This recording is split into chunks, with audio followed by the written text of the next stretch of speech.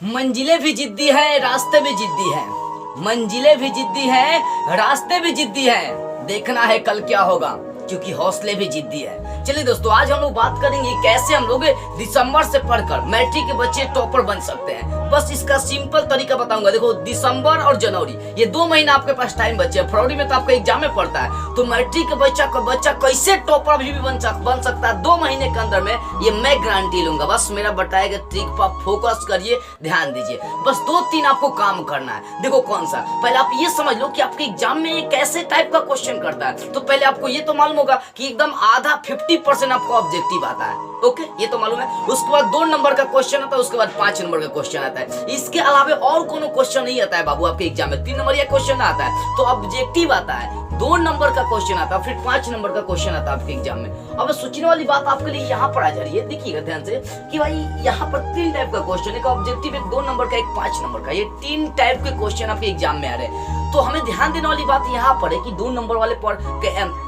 देखो, objective question, 2 number और 5 number वाला क्वेश्चन, 3 टाइप के क्वेश्चन करते हैं। इन्हीं 3 टाइप के तरीकों का यूज करना और दिसंबर से जनवरी तक पढ़ के हमें टॉपर बनना है। अब कैसे करना है? देखो, सबसे पहली बात है कि आप हर चैप्टर वाइज में जो भी आपका सिलेबस है, हर चैप्टर वाइज से कुछ इंपॉर्टेंट क्वेश्चन छाट लीजिए। 2, 4, 5, 10 इंपॉर्टेंट क्वेश्चन छाट लीजिए, उसको याद कर लीजिए। बस दिसंबर जनवरी 2 महीने टाइम है यार। हर चैप्टर से 2, 4, 10 को ऑब्जेक्टिव इंपॉर्टेंट चूज कर लीजिए, जो आपके नजर में है उसको याद कर लीजिए हर चैप्टर वाइज से।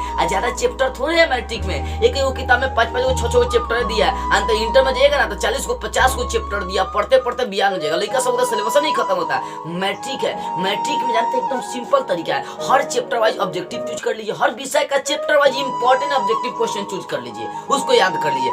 फिर हर चैप्टर वाइज जो 2 नंबर का इंपॉर्टेंट क्वेश्चन है, या ये भी नहीं हो सकता है तो आप कोई सेट का 2 नंबर या क्वेश्चन रेडी कर लीजिए। मतलब हर चैप्टर वाइज अगर चाहेंगे तो 2 नंबर या क्वेश्चन इकट्ठा कर लीजिए। हर चैप्टर से 2 को 3 को 2 को 3 को 2 को 3 को इंपॉर्टेंट क्वेश्चन 2 नंबर इकट्ठा कर लेना, उसको रेडी कर लीजिए। अब फिर 5 नंबर की बात आ रही है तो 10, 15 या 20 को 5 नंबर या मतलब कोई भी सेट का 5 नंबर या क्वेश्चन याद कर लो, जो बार बार पूछा गया, जो रिप्रेजेंट किया गया। अगर इन चीजों पर आप ध्यान देते हैं ना तो आपको टॉपर बनने से कोई नहीं रोक सकता है। देखो बाबू, सबसे पहली बात है जितना हो सके ऑब्जेक्टिव पर फोकस करो, क्योंकि 50% आपका ऑब्जेक्टिव है ना। देखो कितना आजकल टॉपर बनना बड़ी आसान हो गया। 100 को ऑब्जेक्टिव देगा तो 50 को जवाब देना है। अगर 2 नंबर या 10 को देगा तो आपको 5 को का जवाब देना है। 5 नंबर या 8 को देगा तो आपको 4 को जवाब देना है। देखिए ऑप्शन बहुत है, इसी कारण से मैं आपको बोल रहा हूं कि आपको पूरा फोकस नहीं करना। देखो मेन में अगर सोचो, अगर 1 से 2000 आप ऑब्जेक्टिव क्वेश्चन याद कर लेते हैं अपने सिलेबस का हर विषय का, तो कौन रोकेगा आपको 50 को ऑब्जेक्टिव लड़ने से? दुनिया की कोई ताकत नहीं रोकेगी।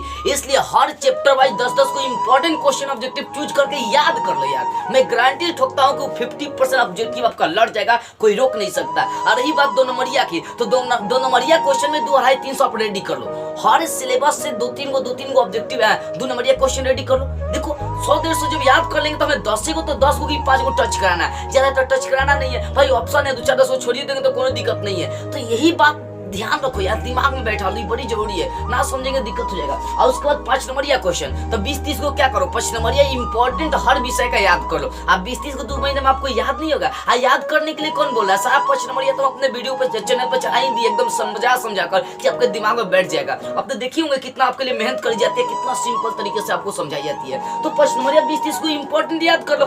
देखो आपको कैसे नहीं आ रहा है, आप बस हाँ एक बात और ध्यान रखिएगा, भाई राइटिंग पर फोकस करिए बुआ। देखो राइटिंग बढ़िया नहीं होगा ना, एग्जाम में आप कितना लिख लीजिएगा ना, नंबर ना मिलेगा। तो राइटिंग सुधार लीजिए, इन तीनों चीजों पर फोकस करिए, आपका नंबर एकदम बढ़िया आएगा, 400 प्लस आएगा, आप भी टॉपर बन सकते हैं। ऑब्जेक्टिव पर ध्यान दीजिए, 2 नंबर वाले क्वेश्चन पर ध्यान दीजिए और 5 नंबर वाले क्वेश्चन पर ध्यान दीजिए। हर सिलेबस से 2 ऑब्जेक्टिव क्वेश्चन चूज करो, हर सिलेबस से 2 नंबर या क्वेश्चन चूज कर लो। हर सिलेबस से नहीं, 5 नंबर या 20-30 को कहीं से भी इंपॉर्टेंट क्वेश्चन याद कर लो। मैं गारंटी ठोकता हूं कि आपका लड़ जाएगा 5 नंबर या क्वेश्चन। जैसे अगर मैथ की मैं बात करता हूं, मैट्रिक वाले बच्चे देखो बुआ, पहले बात है तो 5 नंबर का ग्राफ है, ये तो फिक्स हमेशा। दूसरा का आपको एक प्रमेय देगा, ये तो फिक्स है। प्रमेय पढ़े ना, मैट्रिक में 10 को प्रमेय आपको दिया है, ठीक है ना, एक पर में आएगा ये तो फिक्स है। दूसरा का हाइट एंड डिस्टेंस का, ऊंचाई और दूरी का एक हमेशा क्वेश्चन आता है। और तीसरा चौथा रचना लेकर चलो, ठीक है ना। ये 4 टाइप का प्रश्न नंबर क्लियर कर लेगा, दुनिया की कोई ताकत नहीं रोक सकता कि आपको प्रश्न नंबर एग्जाम में नहीं लड़ सकता है, ठीक है ना। और उसके अलावा भी आपके पास ऑप्शन है 8 को देगा तो 4 को जवाब देना है बुआ,